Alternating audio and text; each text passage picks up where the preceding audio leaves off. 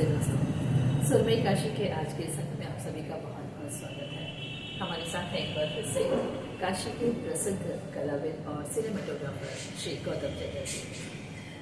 गौतम जी, अभी आपने social media पर लिखा था काशी स्वप्न नहीं देखती, मतलब है इसका काशी स्वप्न नहीं देखती। उससे पहले मैं ये बताऊं कि आप जब मेरा इतना परिचय देती हैं, महिमा मंडित करती हैं, एक आपने कहा कि सिनेमेटोग्राफर, एक आपने क्या कहा कलाविद। तो अभी अभी शायद किसी एपिसोड मैंने कहा था कि मैं कुछ नहीं ये तो आप कहते हैं ना, क्योंकि कला के बारे में जानकारी देने वाला जो कलाविद होता है ना, तो जानकारी कहीं से भी दिया जा सकता है, किताब से ले लीजिए या किसी भी सोशल नेटवर्क से ले लीजिए। और सिनेमेटोग्राफर वो होता है जो सिनेमा का कैमरा वर्क होता है और जो उसके जो माध्यम है सिनेमेटोग्राफ, उसका इस्तेमाल करता है। कभी किया तो अभी भी मैं वो नहीं, कुछ नहीं। तो आपने लगभग 200 फिल्में हाँ बनाई है, मायने रखता है। हाँ मायने रखता है, संसार के अगर काम आए तो अच्छी बात आपने है। 200 से अधिक नाटकों का मंचन किया है, तो ये भी मायने रखता है। शिव ने किया, ऐसा किया जाए तो ये नाम रूप को तो छोड़ना पड़ेगा ना, सिर्फ देहांत होना है। तो ये जो चीजें मैंने लिखा है, क्योंकि मैं बार बार बोलता हूँ कि मैं काशी में रहता हूँ, शरीर बनारस में रहता है। बनारस में जब शरीर होगा तो शरीर जो है वो जागेगा, सोएगा, सपना देखेगा, होगा ना, क्योंकि देह में जो रहता है वो देही, तो उसका एक वेकफुल स्टेट है, वेकिंग, सपना और डीप स्लीप, जहाँ सपना नहीं। हालांकि पूरी दुनिया में आजकल दो ही चलता है, तीन तो रहा है मनुष्य के साथ, लेकिन आज मनुष्य के साथ क्या हो गया, दो ही रह गया है, जागना और सोना। सोने में सपना देखना, उसको डीप स्लीप होता ही नहीं है, इससे उसकी नींद पूरी नहीं होती है। भले वो होता है, डॉक्टर कहते हैं 8 घंटा, वो 16 घंटा सोएगा तब भी नहीं होता। जब सपना नहीं होता है, उसमें अगर आप आधा घंटे का भी नैप लेंगे या 1 घंटे का, तो आप एकदम फ्रेश हो जाएंगे। जैसे सामान्य मजदूर सो जाता है तो उसको कोई सपना अपना नहीं, एकदम जागता है, स्वस्थ रहता है। वो बोल्डर उठाने वाले और है ना, वो मोटी मोटी रोटी, एक मिर्च ले लिया, नमक ले लिया, प्याज ले खा लिया, स्वस्थ रहते हैं। तो ये जो स्वप्न रहित नींद है, उसको नींद कहते हैं। अच्छा, इसमें मुझे ये याद आ गया, या भगवान ने बुद्धि में दिया, गीता में नींद के लिए जो शब्द आया वो स्वप्न है। तो अगर कभी आप गीता पढ़ें तो स्वप्न का मतलब सपना मत समझिए, वो नींद के लिए भगवान ने कहा है। संस्कृत में स्वप्न है नींद के लिए।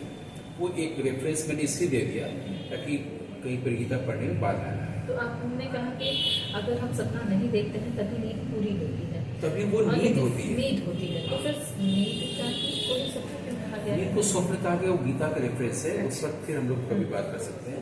अभी हम लोग कह रहे हैं जागृति, स्वप्न, सुषुप्ति, वेकिंग, ड्रीम और डीप स्लीप। डीप स्लीप ही सोना है वास्तव में, लेकिन ड्रीम भी हम लोग देखते ही हैं, देही देखता है और वेग को उठते हैं। ये देह का देही करता है तीनों चीज।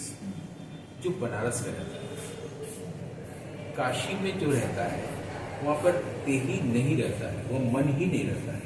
जब मन नहीं तो स्वप्न भी नहीं। वहां पर जो डीप स्लीप होता है और वेकफुल होता है, अभी भी उसके आगे भी है। डीप स्लीप में क्यों होता है, लोगों को क्यों वो नींद बहुत अच्छी लगती है और बिल्कुल तरोताजा क्यों फील करता है? स्वप्न वाली नींद में क्यों तरोताजा नहीं फील करता है? उठना पड़ता है, इसे उठ गए हैं, लेकिन डीप स्लीप इसे तरोताजा फील करता है जब वो नींद में होता है, सुषुप्ति अवस्था में, डीप स्लीप। उसमें उसका ईगो नहीं होता, उसका माइंड नहीं रहता, उस वक्त भगवान रहता है। और इससे प्रूफ होता है कि ईश्वर को जो आप खोज रहे हैं कई कई जन्म जन्मांतर, उसकी जरूरत ही नहीं। आप रोज सोते हैं और ईश्वर आपके पास आता है। अब आप कह सकते हैं ईश्वर तो हमेशा ही है हमारे साथ, तो आपके पास है तो फिर आपको दुख क्यों है ना? तर्क करने के लिए वो बोल सकते हैं कि हाँ ईश्वर इस कड़कड़ में है, कड़कड़ में शंकर आ गया है, सब कोई मतलब नहीं है बोलने का। या हम ये बोले कि हम सब में भगवान है, तो आप में सब में भगवान है तो आपके पास हमेशा प्रसन्नता रहनी चाहिए, भगवान के लक्षण होने चाहिए। आपको शांत होना चाहिए, गुस्सा नहीं करना चाहिए, आपको हमेशा खुश रहना चाहिए, आपको हमेशा मुक्त रहना चाहिए। आपको से कुछ भी नहीं होता, तो फिर आप अभिमुक्तेश्वर क्यों कह रहे हैं अपने आप को, है ना? तो कहने का मतलब है कि आप खाली दोहराते हैं, लेकिन ये सच्ची घटना होती है कि कई बार आदमी जब सोता है सपना नहीं देखता है, कुछ पल के लिए ही सही है, कुछ घंटे के लिए, उस वक्त वो ईश्वर वही होता है, तो वहाँ पर ईगो नहीं होता, माइंड नहीं होता। यानी हमारे पास जब जाग गए हैं और माइंड यदि नहीं है उस समय के सोने वाला, तो हम ईश्वर के साथ हैं। यानी जब माइंड नहीं है तो हम ईश्वर हैं। मतलब man minus ego is God, है ना। लेकिन ईगो और माइंड की तो प्रॉब्लम है, उसी को तो कंट्रोल करने के लिए 18 अध्याय हैं गीता के, या और सारा ज्ञान पढ़ाई लिखाई गुरु भाई कैसे मैं माइंड को कंट्रोल करूं, कैसे मैं मुक्त हूं, यही ना है आध्यात्मिक जीवन। लेकिन आप आदमी के साथ ये रोज घटता है, तो फिर आप ये प्रश्न पूछ सकते हैं या मैं कुछ पूछ सकता हूँ, क्योंकि तो जानकारी जब ज्ञान के लिए प्रश्न चाहिए कि अगर वो वहाँ पर माइंड डिसॉल्व होता है तो फिर माइंड कहाँ से आता है। जैसे जागा, अरे उसको फोन करना है, अरे ये करना है, सारा चीज कैसे जी उठता है, उसका प्रॉब्लम इसका प्रॉब्लम, फिर कहाँ से माइंड आ जाता है। ये ना माइंड है, तो माइंड तो डिसॉल्व हो गया। इसका उत्तर ये होता है कि माइंड डिसॉल्व हुआ, माइंड का डिस्ट्रक्शन नहीं हुआ है। और आदमी का एक ही काम है कि वो ऐसा कुछ करे जिससे माइंड डिस्ट्रक्शन हो जाए, खत्म हो जाए, बर्बाद हो जाए, प्रलय हो जाए, संहार हो जाए मन का, ताकि वो हर वक्त शरीर रहते हुए, जीवन मुक्त रहते हुए जीवन मुक्त जिए, कबीर और बुद्ध की तरह। खाली माइंड को का खात्मा होना है, और वो होता है जब आप डीप स्लीप होता है। तो डीप स्लीप में जब होते हैं तो उस वक्त हमारा ईगो या माइंड नहीं होता, ईश्वर होता है। ये प्रमाण है। इस आधार पर हम लोग आगे बढ़ सकते हैं कि क्या जागृति अवस्था में भी हम लोग उसी अवस्था में रह सकते हैं? हाँ, रह सकते हैं। दूसरा, देह में है तो देही है, तो वो तीनों होगा। लेकिन जो इन तीनों को जानता है, माने जो देखता है, साक्षी है, वो सुषुप्ति, जागृत और स्वप्न तीनों को देखता है। वो काशी से देखता है, इसलिए काशी स्वप्न नहीं देखता, बनारसी स्वप्न देखता है।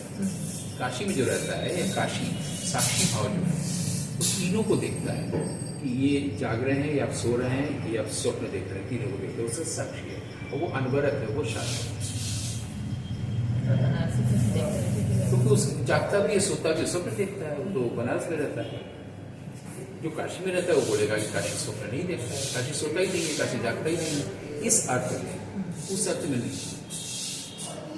सारी बातों का आसान है कि मैं और ईगो, बस ये दो चीजें हटाएं और कुछ न करे, बाकी ईश्वर कर रहा है, उसको दिखाई सबसे देगा। छोटा शब्द मैं, ईगो भी ये देखिए कितना छोटी है ना, बस संसार खत्म, इतना करना है। यही नहीं होता। माइंड है तो संसार बड़ी बड़ी चीजें होती है, छोटा सा मैं नहीं बस करता। बस, और वो बहुत बड़ा है। हाँ जी। वो जो मैं है ना, वो इतना ही छोटा है जितना मैंने दिखाया, लेकिन वो इतनी बड़ी समस्या लेके जिंदगी में आता है कि आदमी आत्महत्या तक करने चले जाता है। बिल्कुल, चाहे दुख है, कोई भी लड़ाई झगड़ा हो सारा रहा हो, चीज़ परेशानी तकलीफ कुछ नहीं है, मैं हूँ और मैं बड़ा हूँ, आप छोटे हैं, मैं आपको छोटा करता रहूँगा, नीचा दिखाता रहूँगा। इसी में चल रहा है जीवन। आदमी के पास अगर शांति चाहिए, सिर्फ एक काम करे कि वो इस छोटा सा, बहुत छोटा सा है माइंड, ईगो दिखता है बहुत बड़ा, भयावह राक्षस जैसा, बस उसको खरीदा। उसको हटाने का एकमात्र सबसे आसान रास्ता है कि उसका जन्म कहाँ से हो रहा है, देखिए वो पैदा कहाँ से हो रहा है। वो उसी जगह से हो रहा है जहाँ पर ईश्वर है। वो ईश्वर की माया है। तो आप उसको खत्म कर जाएंगे, कभी खत्म नहीं कर पाएंगे इस राक्षस को, माइंड को, ईगो को। आप उसको बता दीजिए कि देखो सोर्स में, आप सोर्स में आ जाइए, आत्मा के घर में आ जाइए, काशी में, काशी से बनारस को देखिए। तो जब आप बकरी के आगे, हिरण के आगे शेर को रख देंगे तो क्या कर पाएगा? ईगो मैं कुछ नहीं कर पाएगा। वो बेचारा कहेगा जो कहोगे मैं करूँगा। तो शेर की दहाड़ से हिरण भाग जाती है। यहाँ पर तो आप शेर को रख दे रहे हैं सामने, तो ईगो कुछ नहीं कर पाएगा। एकमात्र रास्ता कुछ नहीं है। इसी से वैराग्य आता है, इसी का अभ्यास करना पड़ता है। इसलिए भगवान कह रहे हैं कि वैराग्य और अभ्यास से आप मन को कंट्रोल कर सकते। उसका अर्थ ये है। कोशिश करते हैं मैं को हटाने की, और फिर बातें होंगी। फिर मिलते हैं किसी और विषय पर आपसे बात।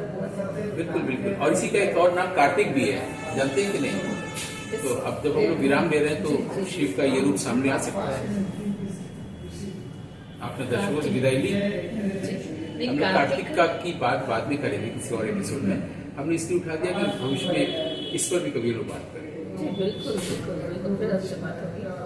नमस्ते।